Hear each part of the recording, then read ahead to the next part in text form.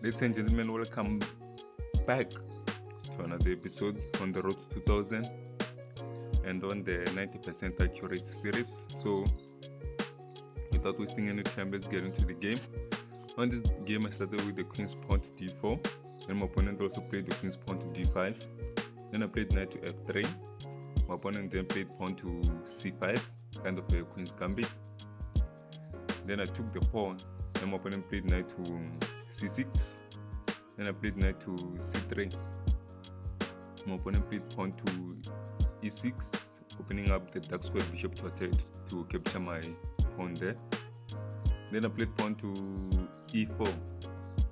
Then my opponent took the pawn. That was the idea all along. Then I took the pawn on d5. Then my opponent took back with the pawn. Then I took back with the knight. So I'm still leading in a pawn, or with a pawn. Then my opponent played bishop to e6. Then I played knight to c3, but the computer liked it if I played bishop to c4. But both moves work, so playing knight to c3 doesn't affect me anyhow. Then my opponent played knight to e7. Then I took the queen, went for the queen exchange. Then my opponent took back with the rook. Then I played bishop to b5, pinning the knight to the king. Then my opponent played or castled the king side. Then I also castled the king side. Then my opponent played pawn to a6, and I played bishop to a4, which is the best move, not capturing the knight. Then my opponent played pawn to b6, which was a mistake. The best move was to play pawn to b5, still attacking the bishop, and I will have to move maybe to this square, and then my opponent could have went for this pawn exchange. And of course I'm winning this pawn, but the opponent can also move this pawn, but that's also a mistake. I guess the best move was to not bringing the knight, bringing the rook back to the original square also works, but bringing the pawn forward is a mistake. So that didn't happen. So let's go back to the stage of the game where things went forward. And after my opponent played pawn to b6, I played knight to e4, looking to attack the dark squared bishop. Then my opponent played knight to d4, which is also a good move. It's not really a bad move, because my opponent couldn't really move the bishop, because if my opponent came here with the bishop, I could attack it, then my opponent went back, but that doesn't really work. So my opponent will have to occupy the diagonal that the bishop is in, like maybe going to the d6 square.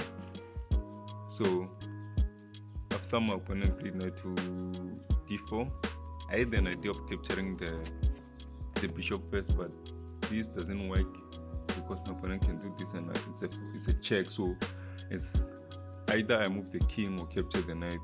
So I had to capture the knight and open up that diagonal, and then after that my opponent will win the knight. So I didn't like that sequence there, so I took the knight first, then my opponent took back with the bishop. Then I take the bishop with the pawn to c3. Then in here my opponent should have moved the bishop maybe to e5. Of course, on the e5 square the bishop is not really in danger, so I don't understand why my opponent didn't occupy that square, because this is the best move. If I try to attack the bishop another way, my opponent can just move maybe to this square.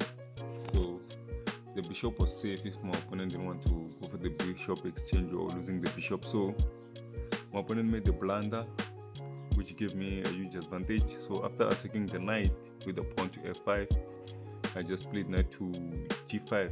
Now I'm winning two pieces, both bishops. The other bishop I'm winning with the pawn, and the other bishop I'm winning with the knight. So my opponent had to choose one bishop, but then my opponent took the pawn on f2 with the dark squared bishop, and then I took back with the king. I didn't take back with the rook because I didn't like this. Because I didn't like this, but this didn't really work because there was a bishop there, so I should have taken with the rook, but then I took with the king.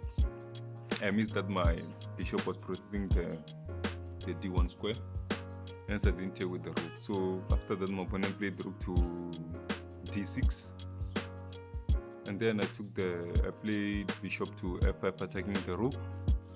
So my opponent had to move the rook again. So instead of my opponent moving the rook, my opponent played bishop to c4, sorry, and go for this counter attack. So I took the rook and my opponent took the rook. So after my opponent took my rook, I just took the knight, and then from there my opponent resigned because the game was technically over.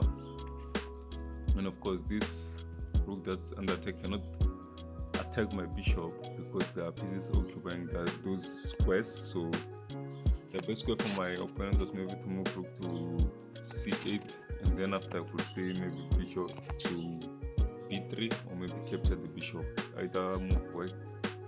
So playing bishop to its check, and then maybe my opponent will save the bishop. So capturing was the best move.